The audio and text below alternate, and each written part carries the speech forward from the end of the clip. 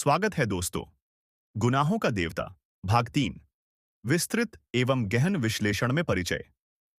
धर्मवीर भारती का गुनाहों का देवता हिंदी साहित्य का एक ऐसा अमर उपन्यास है जो प्रेम, त्याग, आदर्शवाद और सामाजिक मूल्यों की जटिलताओं को अद्भुत ढंग से प्रस्तुत करता है। यह केवल एक प्रेम कहानी नहीं, बल्कि समाज और व्यक्ति के बीच होने वाले संघर्ष का गहन अध्ययन है। इस लेख में हम गुनाहों का देवता के तीसरे भाग का विस्तार पूर्वक विश्लेषण करेंगे, जिसमें चंद्र का आत्मसंघर्ष, सुधा का जीवन, बिनती का प्रेम, पम्मी की विचारधारा और उपन्यास के दार्शनिक एवं सामाजिक पहलुओं पर गहराई से चर्चा होगी। भाग 3 कथानक का गहन अध्ययन। तीसरे भाग में कहानी भावनात्मक उथल-पुथल से भरी हुई है। यह भाग प्रमुख रूप से नायक चंद्र के मानसिक द्वंद्व को दर्शाता है, जो सुधा के विवाह के बाद एक गहरे शून्य में चला जाता है।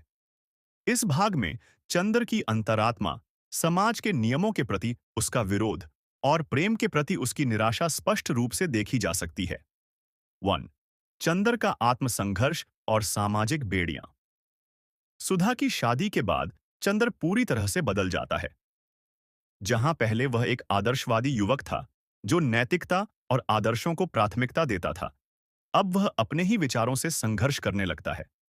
समाज ने सुधा को उसके जीवन से छीन लिया और वह इस बात को स्वीकार नहीं कर पा रहा था। आत्मग्लानि और पश्चाताप। चंद्र को महसूस होता है कि उसने अपने प्रेम को सही दिशा नहीं दी। वह सोचता है कि अगर उसने पहले ही सुधा से शादी की बात की होती तो शायद यह सब न हुआ होता। लेकिन अब सुधा किसी और की हो चुकी थी और इस सच्चाई को स्वीकार करना उसके लिए असंभव था। समाज के प्रति आक्रोश।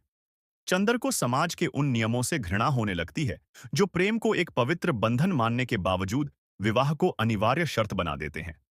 उसके लिए प्रेम केवल आत्मा का संबंध था, लेकिन समाज ने इसे बंधनों में बांध दिया। व्यक्तित्व का विभाजन। चंद्र का व्यक्तित्व दो भागों में बंट जाता है।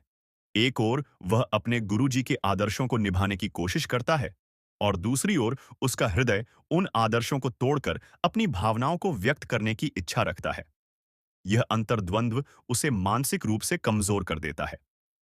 डू सुधा का संघर्ष और त्याग। सुधा का विवाह हो जाने के बाद भी उसका हृदय चंद्र के प्रेम से मुक्त नहीं हो पाता। वह एक आदर्श पत्नी बनने की कोशिश करती है, लेकिन उसके भीतर की पीड़ा उसे भीतर ही भीतर खोखला कर देती है। विवाह और सामाजिक दबाव। सुधा ने समाज और परिवार की इच्छा के विरुद्ध जाने का साहस नहीं किया। उसने अपने प्रेम का बलिदान कर दिया क्योंकि उसके लिए परिवार का सम्मान सर्वोपरि था। लेकिन क्या यह त्याग सही था? भीतर की पीड़ा। सुधा का विवाह उसके लिए केवल एक सामाजिक बंधन था, जो उसे हर पल यह एहसास दिलाता था कि उसने अपने सच्चे प्रेम से समझौता कर लिया। वह अपनी भावनाओं को छिपाने का प्रयास करती रही, लेकिन अंततः यह पीड़ा उसे असहनीय लगने लगी। पत्र का रहस्य। उपन्यास के इस भाग में सुधा द्वारा चंद्र के लिए लिखे गए पत्र का उल्लेख महत्वपूर्ण है, जो उसकी भावनाओं को स्पष्ट करता है। वह चंद्र से अपने प्रेम का इजहार करना चाहती थी, लेकिन समाज ने उसे ऐसा करने नहीं दिया। 3 बिन्नती का प्रेम और चंद्र की असमंजसता। बिन्नती चंद्र से गहरा प्रेम करती थी, लेकिन उसका प्रेम निश्छल और निस्वार्थ था। वह चंद्र को अपने जीवन का केंद्र बना चुकी थी, लेकिन चंद्र के लिए यह प्रेम केवल एक भावनात्मक सहारा था, जिसे वह पूरी तरह से स्वीकार नहीं कर पाया। बिनती की निश्छलता। बिनती का प्रेम सुधा के प्रेम से भिन्न था। वह प्रेम में समर्पण की पराकाष्ठा थी, जो बिना किसी शर्त के चंद्र से जुड़ी रहना चाहती थी। चंद्र की असमंजसता। चंद्र को यह समझ नहीं आ रहा था कि वह बिन्नती के प्रेम को स्वीकार करे या नहीं। उसके मन में सुधा की यादें इतनी गहरी थीं कि वह किसी और से प्रेम करने की कल्पना भी नहीं कर सकता था। प्रेम की विभिन्न परिभाषाएं। उपन्यास इस सवाल को उठाता है कि प्रेम क्या होता है? क्या प्रेम केवल एक व्यक्ति से ही हो सकता है, या फिर समय के साथ यह बदल भी सकता है? चौथी, पम्मी और नई सोच की झलक। पम्मी उपन्यास की एक अलग सोच रखने वाली महिला है। वह आधुनिक विचारों वाली है और समाज के नियमों को उतनी गंभीरता से नहीं लेती जितनी सुधा या बिनती। पम्मी का स्वतंत्र व्यक्तित्व। वह चंद्र से खुलकर बातें करती है और उसे यह एहसास दिलाने की कोशिश करती है कि प्रेम केवल त्याग नहीं, बल्कि जीने की कला भी है। चंदर के लिए एक नया दृष्टिकोण। पम्मी चंदर को यह समझाने की कोशिश करती है कि उसे अपनी भावनाओं को अभिव्यक्त करना सीखना चाहिए।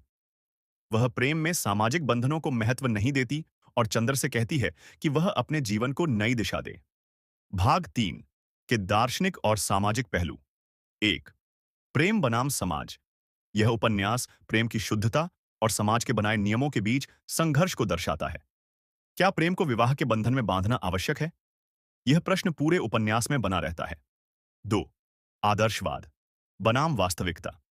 चंद्र एक आदर्शवादी व्यक्ति था, लेकिन वास्तविकता ने उसे यह सिखा दिया कि आदर्शों पर चलना हमेशा संभव नहीं होता। यह एक गहरी दार्शनिक बहस को जन्म देता है। 3 नारी की स्थिति और बलिदान।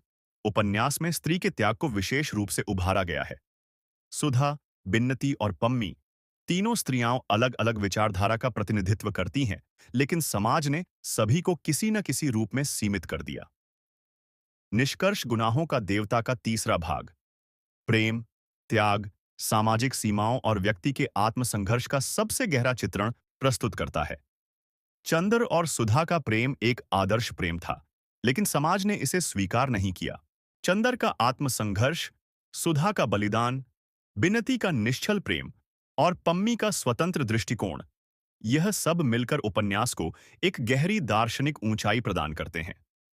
गुनाहों का देवता केवल प्रेम की कहानी नहीं, बल्कि समाज और व्यक्ति के बीच होने वाले संघर्ष की गहरी अभिव्यक्ति है। यह प्रेम और आदर्शों के बीच के संघर्ष को दर्शाने वाला एक कालजयी उपन्यास है। गुनाहों का देवता सिर्फ एक प्रेम कहानी नहीं, बल्कि समाज, आदर्शों और आत्मसंघर्ष की गाथा है। चंद्र और सुधा के प्रेम ने हमें यह सिखाया कि भावनाएं हमेशा सामाजिक बंधनों में नहीं बंध सकती। यह उपन्यास हमें प्रेम और त्याग की गहराइयों में ले जाता है और एक सवाल छोड़ जाता है, क्या सही और क्या गलत, यह समाज तय करता है या हमारा दिल। इस कहानी का अंत भले ही दुखद हो, लेकिन इसकी गूंज हर पाठक के मन में हमेशा बनी रहती है। शायद यही इस उपन्यास की सबसे बड़ी खूबसूरती है। अगर आपको यह वीडियो पसंद आई हो, तो लाइक करें, शेयर करें और हमारे चैनल को सब्सक्राइब करें, ताकि आपको ऐसी ही अद्भुत कहानियों और विश्लेषणों की जानकारी मिलती रहे। आपकी राय हमें कमेंट्स में जरूर बताएं। धन्यवाद।